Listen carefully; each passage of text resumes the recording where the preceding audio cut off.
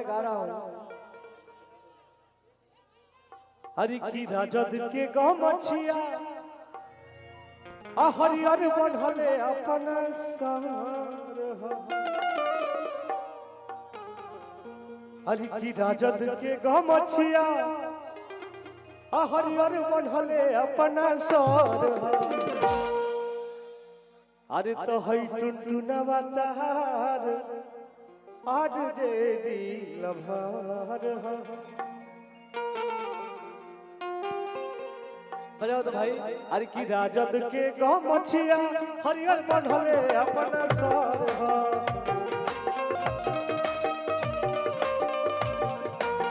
राजद के गमछिया बढ़ले अपन हो सार। अरे तो जनुआ हमार दिल भर।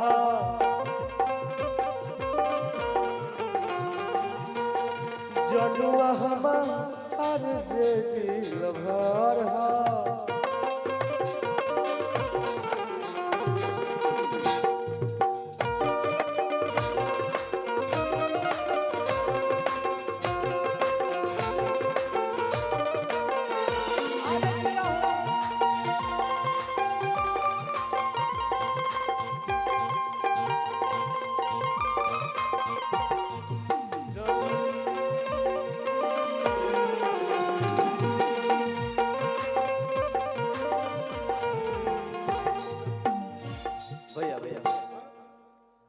हेलो हरि की लालू जादव के दिल में चंदन भैया, अरे भोजपुरी बजाइए। ये भोजपुरी गाना है,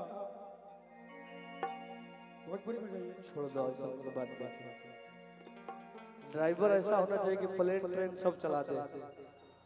भाई एक दो रिकॉर्डिंग बजी बोलो तो हम डांस कर देंगे, क्योंकि मेरा मूड मिजाज नहीं बन पा रहा है। मुझे जो चाहिए वो नहीं मिल पा रहा है। हाँ बजाओ बजाओ बजाओ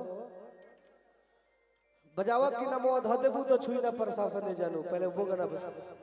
यस एगो और प्रशासन हमार गाना आइल बा जोन की बड़ी जबरदस्त गाना बा।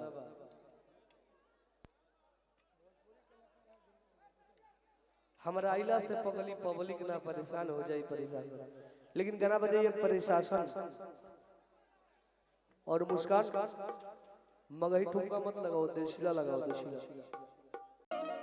अरे की जंगल में शेर जैसे राजा चुनाला जिला के आंबा। अहै भैया कहाला। क्या देखिए, जो चीज मुझे चाहिए म्यूजिशियन भाइयों से वो मुझे मिल ही नहीं रहा।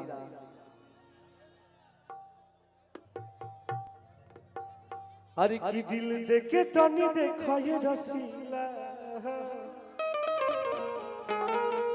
अरे की जा दोसर नहीं खोखिए रसीला। हई टुनटुनवा के नाम बाटे जिला।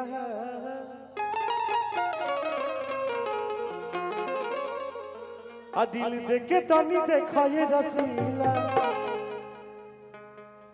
तहरा नाम पर लिख दे पटना जिला। तो देखिए मुझे चाहिए अब रिकॉर्डिंग डांस, क्योंकि मुझे मजा ही नहीं आ रहा है। और शायद अरे की अखिया महारता कि बेरी बेरी बबड़ी झाड़ा।